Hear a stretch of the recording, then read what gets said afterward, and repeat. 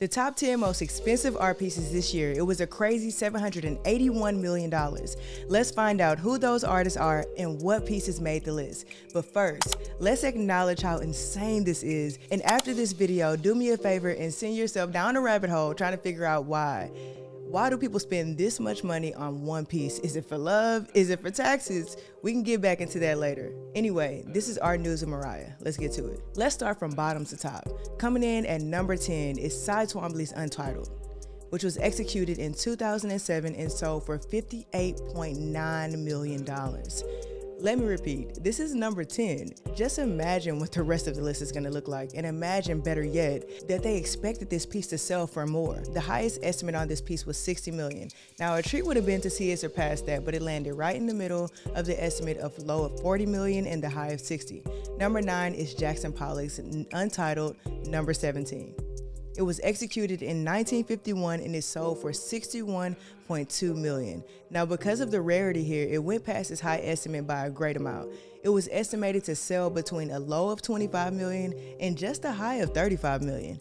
So $61 million raised a lot of praises. Up next, we have a very, very special one. He is the only artist on this list who sold an NFT. And on top of that, the only artist that actually seen any monetary return from those high-selling pieces. Now, correct me if I'm wrong. Number 8, coming in, we have Beeple's Everydays, the first 5,000 days, which was made in 2021, this year, and sold for $69.3 million. Now, this one was unprecedented. No one could possibly know the outcome of this one. It was completely new to the market, but it did not disappoint, making headlines literally everywhere.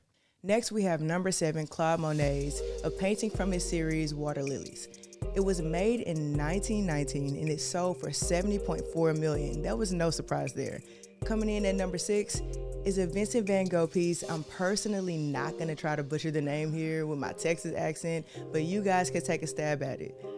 It was executed in 1889 and it sold for $71.4 million.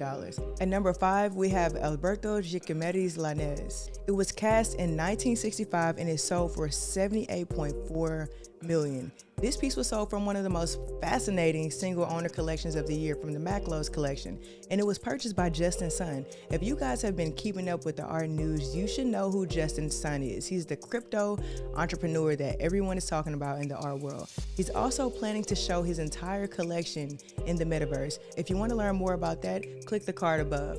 Now, coming in at number 4 is Mark Rothko's number 7, which was executed in 1951 and sold for $82.5 million. Although this piece was estimated to sell for up to $90 million, it would have been amazing for that to happen for those who were watching, and more so for the Maclows. Or, now that I think about it, maybe not for the Maclows, because the only reason they were selling this collection was because they were going through a divorce. I'm pretty sure they were not happy to get rid of their entire collection. We're going to talk about that more in another video. Number 3 is Sandro Botticelli's Portrait of a Young Man Holding a Roundel, which sold for $92.2 million. This piece in itself had 2 options. It was either not expected to perform at all, or expected to perform up to $200 million. Now, especially artists, I want you to listen to the language that I'm using and the language that the auction houses use. Using words like perform, it lets us know that the work has become separate from the artist in many cases, taking on a life of its own, really becoming a performance piece. Now, I wanted to note that because it's very interesting. Let me know what you think about that in the comments. Now, we're to the final 2, with number 2 being none other than Jean-Michel Basquiat, selling, in this case, his second most expensive auction result to date of $93.1 million. And finally, for number 1, a name you know whether you're familiar with art or not, Pablo Picasso, selling his piece for $103.4 million. The bids were coming through until the end. Then there were 2 main bidders driving the price and battling for the win. They went up just $1 million increments at a time, from $60 million to $90 million, trying each other's hands and bidding by phone. It was crazy. Now, keep in good mind that these numbers include the auction house premium, which were the fees that auction houses charged to sell the work.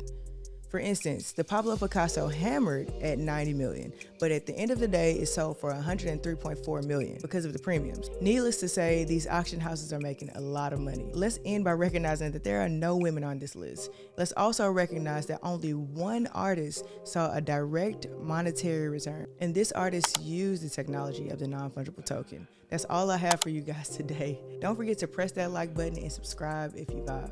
Until next time.